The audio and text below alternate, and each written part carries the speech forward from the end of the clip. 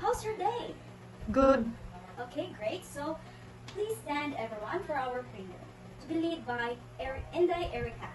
In the name of the Father, the Son, the Holy Spirit.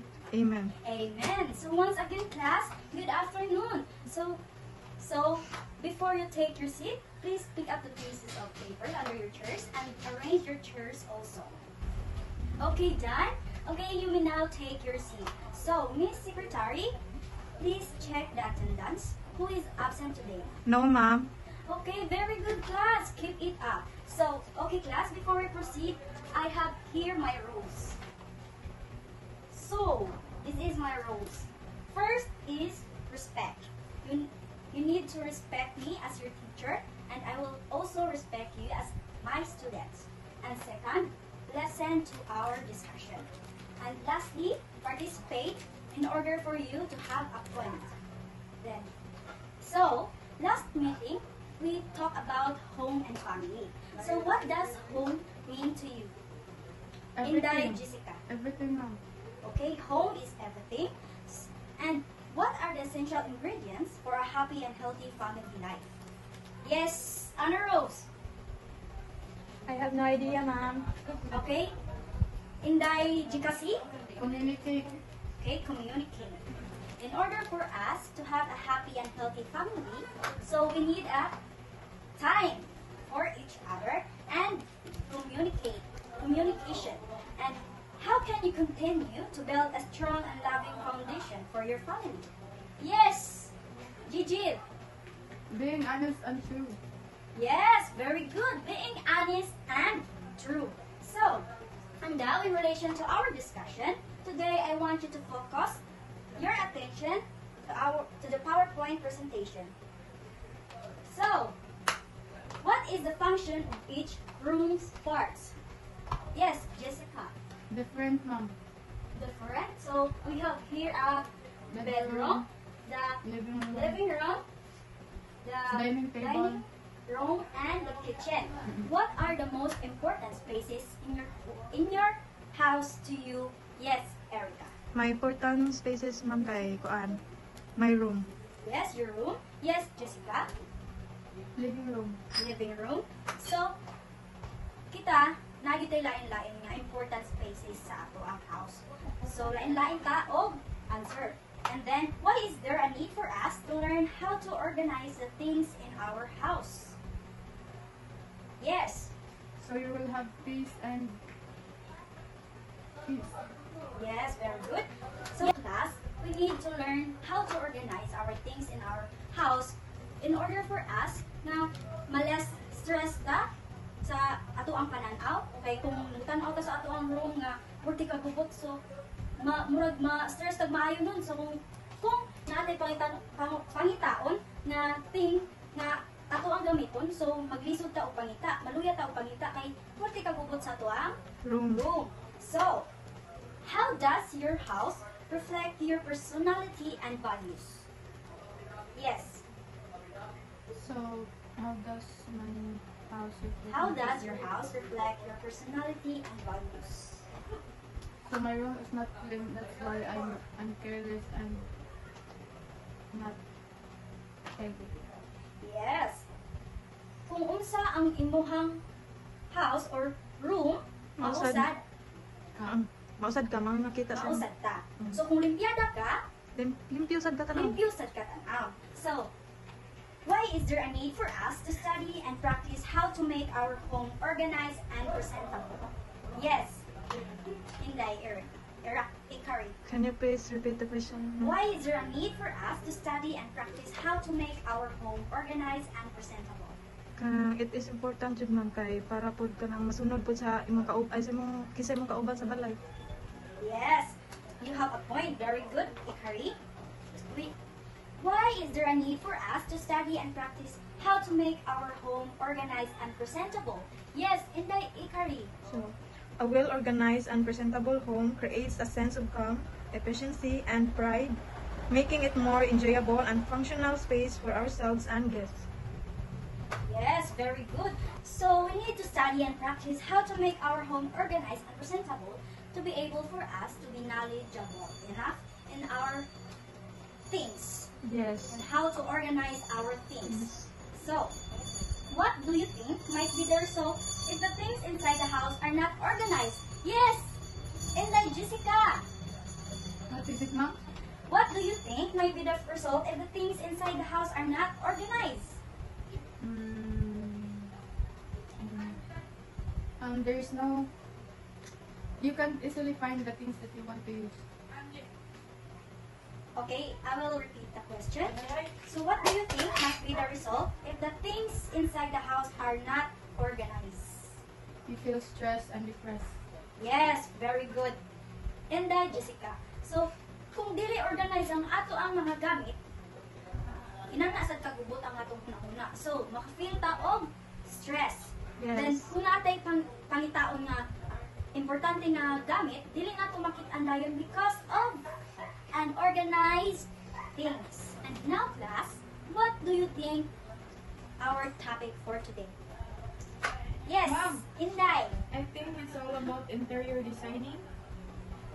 Yes, very good. Inday, Jessica, you have a point. Inday, Erica. I think it's about kanang home designing.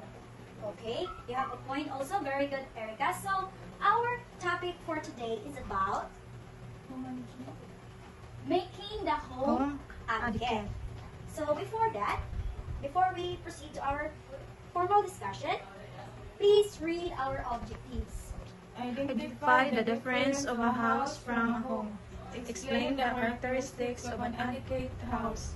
Create a creative house plan that considers the factors involved in choosing an ideal home.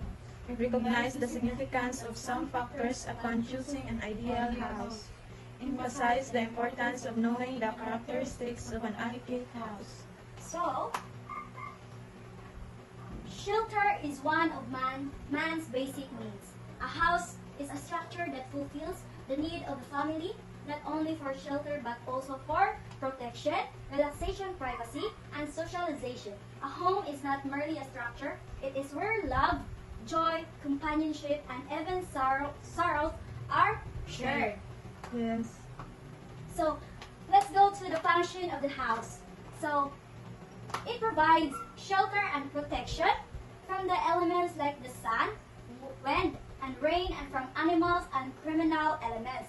So, one of the important functions is siya sa house. House. So, next is it is a place for rest, relaxation, and recreation. Third, it can also be a venue for entertaining friends. And lastly, it provides Privacy. So, let's go to the characteristics of an adequate house. Besides providing shelter, a house should also provide for the social, economic, and psychological needs of the family.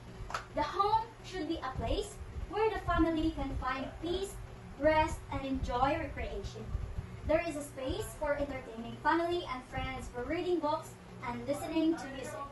There should be privacy for the family and for each family member. So kung pila mo ka buok member sa inyong house, pila pud ka kwarto, pila pud ka rooms ang naa sa inyong kwarto. Ay sa inyong Pero- house. Depende po na kung dato o kubre. Yes, kung pubrita, sa na magkurtid ng kurtina lang taani. Or ka Sa sagol, sari-sari. So, cleanliness and orderliness are more important than the furnishings and decorations in a house. So, agree class? Yes. So, pinaka-importante yun ang cleanliness. Bisan pa og gamay pa ni imong balay, payag ba na? Ang importante, Clean. limpyo ang ato ang balay. Huwag na po yung decorations. Yes. Sa gamay lang. Well selected furnishings that are in good taste, practical, and will make a house beautiful. Economic needs of the family include making sound investments and being financially stable. House design, construction, electrical connections, and other features should be accident-proof. It should assure to the occupants of the house safety and And security. security. So, dapat ang ato ang house ligon Yes. for the sake of our family. Family member. Factors to consider in choosing an ideal house. Number 1, Location. Location. the location. So the house should be located in areas accessible to basic services such as markets, schools, hospitals, parks, churches, and place to employment. So ang ato ang location sa ato ang house, dapat near na siya sa Mga needs. school, sa mga needs ninyo. Yes, ma'am. Para madali ang ato ang Paglakaw? Sorry, ma'am. Para para kung nakayat doon, dili na kumugas ko, kanang dako. Oh, maglakaw na lang. yes, para sa Makasave. makasave ta. Very good. Yes, Inday. So, easy access to main roads, police, and fire stations would be a bonus. So, example, naay sunog. Yes, Pero nang kung naay sunog niya, layo ang fire station. So, inigabot sa Ug daw fire ang balay. station, wala maabtan. Purot Ako na. na. Mm. Ang maabtan. So, second is design. The design of the house should give comfort and convenience to the family. It should provide for the security of the occupants. The house should be complete with the basic rooms for the family such as Bedrooms, living room, dining living room, room, kitchen, and bathroom. So, dapat kita responsible sa tanong. Dapat nasa tayo ka ng mga kitchen, natay CR.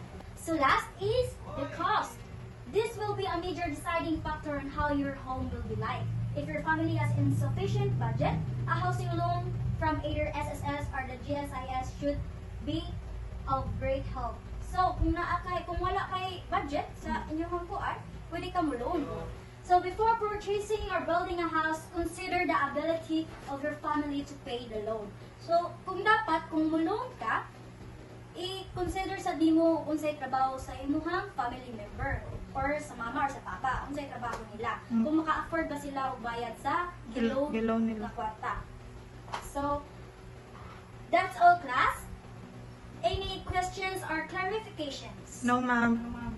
Okay, I hope you understand our discussion. So, in order for us to understand more, we have here an activity. So I will group you into two groups, and with the same groups, create a creative house plan that considers the factors involved in choosing an ideal house. And this is the criteria. So I have here the materials. Okay. Group 1, Group 2. Finish, ma'am! Okay, class, finish. Finish, okay, ma'am. Very good. So, wow, Group 1 and Group 2, you did a great job. So, okay, class. Clap your hands. Yes. So, to further test your knowledge, I have here an assessment, and you have to answer it in 5 minutes.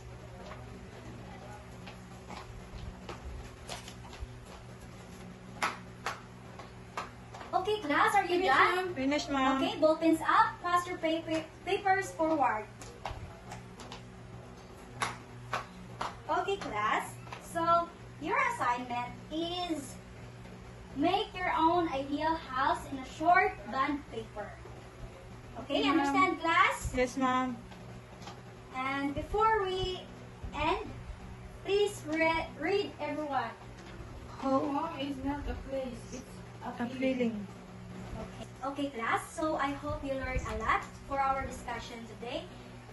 Thank you and goodbye.